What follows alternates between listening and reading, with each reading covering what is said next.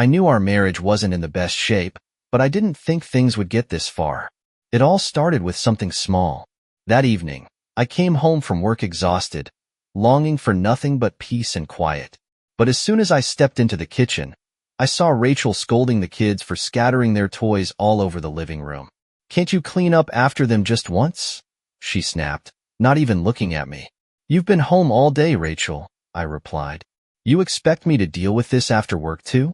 She turned to me with an expression of weariness and irritation I had seen far too often lately.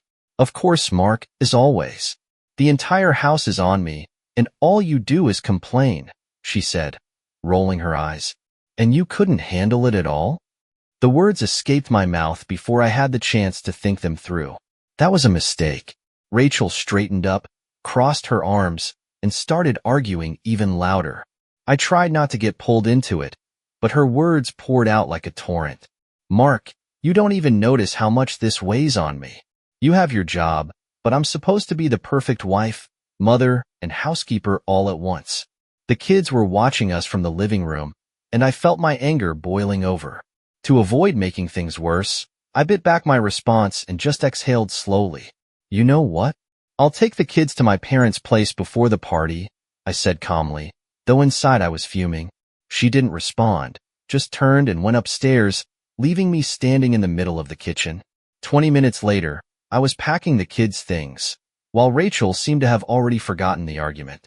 As I drove away with the kids, I caught myself thinking how common these conflicts had become lately.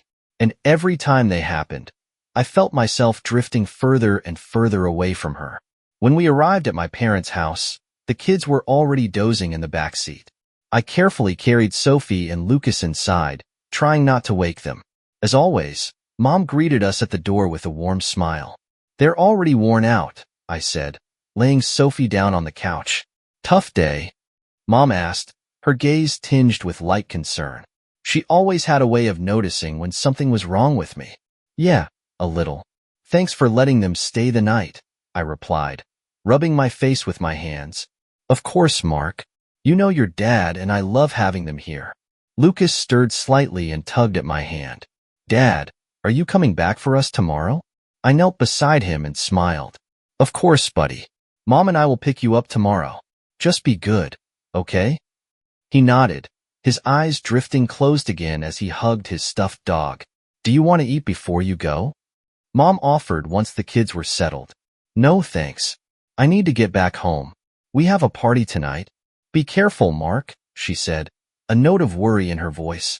I kissed her cheek, said goodbye to Dad, and headed back. The drive home was dark but short. When I pulled up to the house, the lights on the first floor were already on, and faint glimmers of string lights peeked through the curtains. Rachel had clearly started preparing for the party. I sighed, parked the car in the garage, and stepped inside. Fragments of today's argument still echoed in my mind, but I tried to push them aside. The party was coming up, and I had to act as if everything was fine. The party was in full swing. Guests laughed, holding their glasses, sampling the appetizers, and the kitchen and living room had merged into one loud, bustling space. Rachel, as always, was the center of attention. She had a way of making people feel at ease. Her light laughter filled the room, as if this entire scene existed just for her.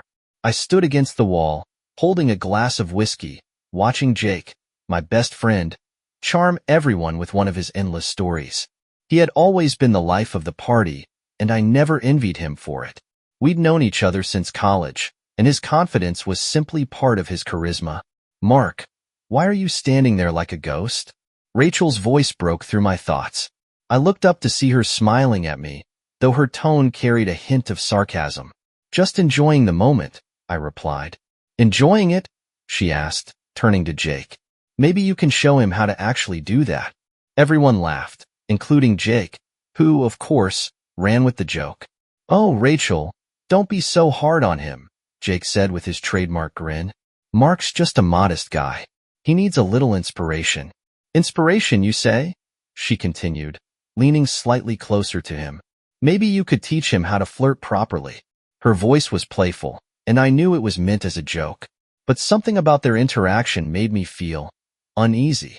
Jake pretended to think for a moment, then smiled. You know, if I were as lucky as Mark, I'd have learned how to flirt ages ago. This woman is just perfect for me, he said to the crowd, raising his glass. More laughter. The joke was harmless, clearly, but I still felt that unpleasant sting. Listen, Mark, Jake said, patting me on the shoulder. You've really hit the jackpot. Rachel is just, well, you know, perfect. Rachel responded with another quip that had everyone around her laughing, but I had stopped listening. Their banter wasn't crossing any lines, but it felt too personal. A little while later, I noticed Rachel had disappeared. Jake was nowhere to be seen either. I pretended I was just refilling my glass, but inside, tension was building. Where did they go? I walked through the kitchen, down the hallway, and even peeked into the study. Empty. Then I stepped out into the backyard. That's when I heard laughter. Muted, uncertain, as if they were trying not to attract attention. I headed toward the gazebo, but as I approached, the laughter stopped. I stood there, feeling the cold air seep through my shirt. The gazebo door was slightly ajar. I pushed it open, but it was empty. Just a couple of chairs and a nearly full bottle of wine. As I turned around, I heard the sound of the house's back door closing. They were back inside. I walked slowly back into the house, but the atmosphere had shifted. Their laughter, their jokes, everything now felt overly loud, overly forced. Rachel was standing by the fireplace, laughing again at something Jake had said. He was standing too close, and she didn't seem to notice my presence at all. Suddenly, the evening felt completely different to me. By midnight, the guests started to leave. The house gradually grew quieter, filled only with the lingering scents of wine and food, while the string lights on the walls flickered faintly. I helped a few neighbors gather their things, saw Linda out the door, and thanked everyone for coming. Rachel stood by the kitchen island, gathering glasses into the sink. She looked calm, too calm, and her composure only amplified the discomfort swirling inside me. It went well, didn't it? She asked without turning around. Yes, it was great, I replied, shutting the door after the last guest. But we need to talk. She froze for a second, then resumed stacking glasses. About what? She asked, as though she had no idea what I meant. The backyard, and the bottle of wine, I said, trying to keep my voice steady. This time, she froze completely. Slowly, she turned to look at me. What are you trying to say, Mark? I took a step forward, crossing my arms. You disappeared. You and Jake. And it's strange that I only found you both when I heard laughter outside, followed by the door closing, I said, locking eyes with her. And that bottle of wine in the gazebo, is that just a coincidence? Her brow furrowed slightly, and then she shrugged, turning away.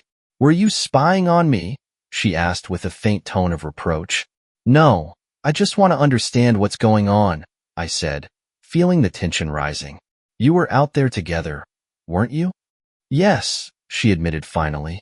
We were talking. About what? She sighed heavily, as if the topic itself annoyed her. About you, Mark.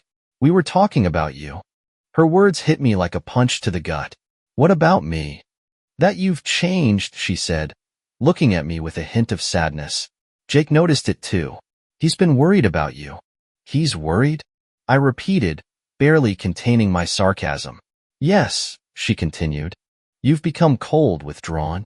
I can't even remember the last time you laughed. I stared at her, searching her words for something that could ease my fears, but all I felt was a growing anger inside me. And you decided to discuss this with him? One-on-one? In the backyard? With a bottle of wine? I asked, my voice now betraying my emotions. You just don't understand, she said, shaking her head. He's just my friend, Mark. Our friend. He was trying to help because you won't talk about it yourself. I felt my fist clench. No, you don't understand, I said, meeting her gaze. The way you looked at each other, the way you laughed, that didn't seem like just a friendly conversation. She scoffed, as if my words were ridiculous. Are you serious? You're jealous of Jake? Do I have a reason to be? I shot back before I could stop myself. She rolled her eyes and turned away again. You're unbearable, Mark. We were talking about how to bring back the man I fell in love with, and you're turning this into a drama. Her words cut through me like a knife. Maybe it's not just about me, Rachel, I said, my voice trembling. Maybe you should think about why I've changed. She didn't respond. Instead, she picked up the wine bottle left on the counter and poured herself another glass.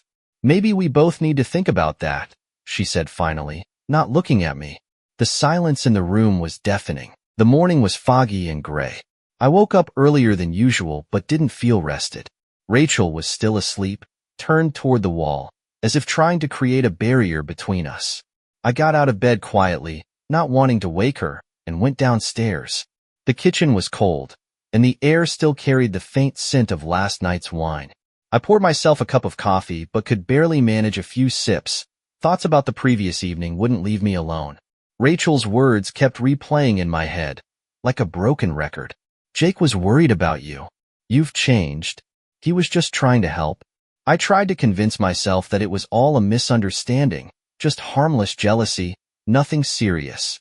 But every time I remembered their laughter, their glances, her tone, it didn't feel so simple. Why Jake? Why did she choose to discuss me with him? And why hadn't she told me about it beforehand? I finished a piece of leftover toast without even realizing it, set the plate in the sink, and checked the time. It was time to pick up the kids. Before leaving, I glanced upstairs at Rachel. She was still asleep. Her face looked calm, serene, as if the night before hadn't affected her at all. I decided to leave her a note, not wanting to wake her. I'm going to pick up the kids. Be back soon. I placed it on the kitchen counter and walked out of the house. The drive to my parents' house was short, but that day it felt endless. Every red light, every quiet turn gave me more time to think, and those thoughts were anything but comforting. What if I was just overthinking it? What if it really was just a joke, and I was making it worse? But a part of me knew this wasn't nothing. I parked in front of my parents' house and walked in without knocking, as usual. Mom was in the kitchen, working on breakfast, while the kids were already sitting at the table, chatting with each other. You're early, Mark, Mom said, glancing up. Everything okay? Yeah, everything's fine, I replied, forcing a smile. Just thought I'd pick up the kids earlier today. She nodded, but I could tell her gaze lingered on me longer than usual, as if she could sense something was off. Coffee, she offered, but I shook my head. No thanks. We need to get going. Dad, Sophie yelled, running up to me and wrapping her arms around my legs. You didn't forget us? Of course not, sweetheart, I said, hugging her back. Get your things. It's time to head home. Lucas came over with his backpack, ready to go, but his eyes were fixed on my face. You look tired, Dad, he said, raising an eyebrow. Are you okay? I nodded, trying to mask my tension. Just didn't sleep well, I said, patting his shoulder. As we got in the car and started driving, the kids immediately began chatting about their games, oblivious to my preoccupied silence. I focused on the road, but my mind kept drifting back to Rachel and Jake. I knew I had to figure this out. When we got home, the kids immediately scattered to their rooms. Sophie grabbed her plush dog and started drawing, while Lucas, as usual, went straight to his computer. They didn't ask any questions, which was for the best. I couldn't focus. My heart felt heavy, and fragments of the previous night kept replaying in my mind. Rachel still seemed far too calm, her demeanor far too carefree. It was tearing me apart. She was the same Rachel I'd known for years, yet something inside me kept whispering, she's hiding something. I couldn't live like this anymore. I decided I had to get to the bottom of it. If she really hadn't done anything, I'd feel like a fool, but at least I could finally sleep at night. If my suspicions were true, I needed to know the truth. Feigning that I had work to do in my office, I waited for her to leave for her usual grocery run. As soon as I heard her car door close and the engine start, I headed upstairs. At first glance, our bedroom looked the same as always. The bed was neatly made, her makeup neatly arranged on the vanity, and books stacked on her nightstand. But secrets don't sit out in the open. If there was something, I was going to find it. I started with her nightstand. Inside were the usual things. Reading glasses, an old journal she hadn't written in for years, a few pins, and a phone charger. Nothing suspicious. Next, I checked the closet. Clothes hung neatly on their hangers, shoe boxes stacked in order. Everything appeared normal. But when I opened one of the upper shelves, I found something that made me freeze. It was a small box from a jewelry store. That wasn't unusual. Rachel loved jewelry. But when I opened it, I found a gold ring with the engraving, "Forever yours, Jay." Jay, that wasn't my name. I felt a chill spread through me. I sat on the floor, holding the box in my hands, as the world seemed to collapse around me. The ring looked new. This wasn't something from her past. It was here, now. My thoughts raced. Jake. It couldn't be anyone else. He was the only man who had been so close to her lately. Their conversations, their laughter, their jokes. Suddenly, everything clicked into place. I wanted to scream, but instead, I carefully closed the box and put it back where I found it. I didn't want her to know I had found it. Not yet. I needed more proof, something undeniable. I decided to check her phone. It was risky, but I had no other choice. I went downstairs and found it on the kitchen counter. I knew her passcode. She never changed it. Unlocking the phone, I opened her messages. There was nothing. All her messages with Jake were short and ordinary. But when I checked her photo gallery, I came across something that made my hand tremble. It was a photo. Rachel sat at the table in the backyard gazebo, and across from her was Jake. He was holding her hand. Their faces were close, too close for just friends. She had the same smile I'd seen on her the night before. Rage surged through me. I wanted to smash the phone against the floor, shatter it into pieces. But I knew I had to stay calm. At that moment, I heard the front door open. "Mark, are you home?" Rachel's voice called out. I quickly exited the gallery, locked the phone, and placed it back on the counter. "Yeah, I'm in the office," I replied, trying to keep my voice steady. I heard her footsteps as she entered the kitchen and began unpacking groceries. I watched her from around the corner. She looked the same as always, but now I couldn't see her without thinking of that photo and the ring. "How are the kids?" she asked without turning around. "They're fine. In their rooms." "Great," she said, smiling. "I was thinking of making something special for dinner tonight. Maybe pasta?" I nodded, but no words left my mouth. I just stared at her, trying to understand how she could act so normal after everything I'd discovered. When the kids came downstairs, we ate dinner together at the table, but I could barely register their chatter. All I heard was the voice in my head screaming, "Ask her. Confront her now." But I stayed silent. It wasn't the right time. After dinner, Rachel sent the kids upstairs to get ready for bed and started clearing the table. I decided it was now or never. "Rachel," I said, trying to keep my voice steady, "we need to talk." She froze for a second, but then nodded and sat down across from me at the table. "About what?" she asked, frowning slightly. I looked her straight in the eyes. "About you and Jake." Her expression changed for a moment, but she quickly composed herself. "What do you want to know?" she asked. "Everything. What's going on between you two?" She sighed, leaning back in her chair. "Mark, are you serious? This is ridiculous. We're just friends. Then why did I find a ring?" I asked, unable to hide the anger in my voice. "Why did I see a photo of you two holding hands?" Her eyes widened, and for a moment, I saw panic. But it quickly turned into irritation. "You went through my stuff?" she snapped, raising her voice. That's outrageous, Mark." "Outrageous? That's what you think is outrageous? Not what you've been doing behind my back." Her face flushed, and she stood, crossing her arms tightly over her chest. "You don't understand. It's just..." "Just what?" I interrupted, not letting her finish. "Just a friendly talk in the garden over a bottle of wine? Just a joke?" She stayed silent, staring at me with a mixture of pain and anger. "It's not what you think," she finally said, but her voice faltered. In that moment, I realized I didn't need any more proof. The truth was written all over her face, in her voice, in the way she stood before me. This truth was worse than I could have imagined. And now, I had to decide what to do next. Sitting in my car, I couldn't shake the fury that consumed me. Snippets of my conversation with Rachel played on repeat in my mind. Her excuses, her trembling voice. The ring sat heavy in my pocket, burning through the fabric as if it carried the weight of all her lies. Jake. The only thought occupying my mind was him. The man I'd called my best friend. The one I'd welcomed into my home, trusted with my family. The one who had betrayed me.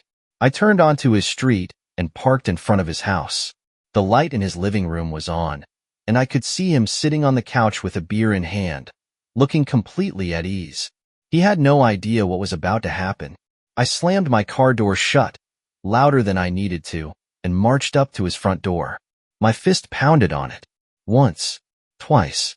By the third knock, he finally opened. "Mark? What are you doing here?" "Everything okay?" he asked, a slight smile on his face that immediately set my blood boiling. I pushed past him without waiting for an invitation. "Oh, I'm just fine, Jake," I said, my voice trembling with anger. "The real question is, how the hell do you sleep at night?" He froze, staring at me in confusion. "What are you talking about?" "Rachel." I spun around to face him, pulling the ring out of my pocket. "Does this look familiar to you?" His face paled, but he tried to stay composed. "Listen, Mark, it's not what you think." "Don't you dare," I shouted, throwing the ring at his chest. It bounced off and hit the floor as his eyes darted down to it. "Don't you dare tell me it's not what I think. I've seen the photos. I've heard her voice. Did you really think you could hide this from me?" "It was a mistake," he said, raising his hands as if to calm me down. "We didn't mean for it to happen." "A mistake?" I felt the fire in my chest ignite further. "You call this a mistake? You slept with my wife, Jake." "My wife. You, my best friend." "Mark, listen. It only happened once." "Once?" I stepped closer, my fists clenched so tightly they ached. "Once? You think that makes it any better?" He didn't respond, just stood there, staring at me with pathetic desperation in his eyes. "You destroyed everything we had," I said, trying to keep my voice steady but failing.